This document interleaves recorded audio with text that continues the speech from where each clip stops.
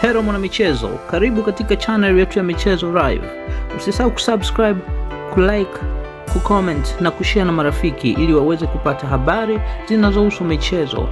Rais wa klabu ya Yanga na mwenyekiti wa shirikisho la vilabu Afrika ACA, ambaye pia ni mjumbe wa kamati ya mashindano ya vilabu ya FIFA, Hersi Said, ameendelea kuthibitisha nafasi yake katika maendeleo ya soka la Afrika baada ya kushiriki mazungumzo muhimu kwenye kipindi cha kimataifa cha @Transfer Room.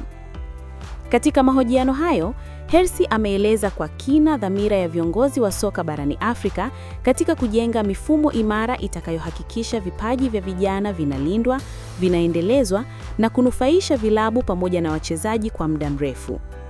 Mojawapo ya mada kuu iliyojadiliwa ni maendeleo na uhifadhi wa vipaji bora barani Afrika, ambapo amesisitiza umuhimu wa vilabu kuwekeza zaidi kwenye mifumo ya ndani badala ya kuuza vipaji mapema bila mipango endelevu.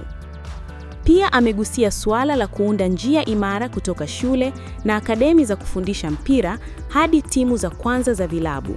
Ameeleza kuwa mafanikio ya soka la kisasa yanategemea sana uwepo wa daraja linalowawezesha vijana kupanda hatua kwa hatua kwa misingi ya kitaalamu.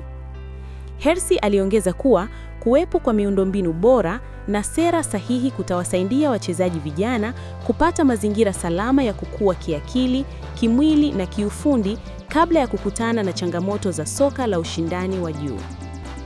Katika mjadala huo, amezungumza pia njia za kuongeza thamani ya uhamisho wa wachezaji wa Afrika. Ameeleza kuwa maandalizi sahihi na mikataba yenye tija itaongeza heshima na mapato kwa vilabu vya bara hili.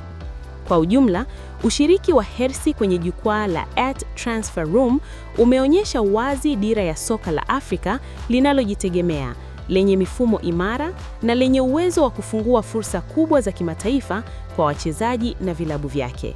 Asante kwa kutufuatilia mpaka mwisho. Usisahau kusubscribe na kuacha maoni yako. Ikiwa umependa channel hii, acha maoni yako hapo, share na marafiki.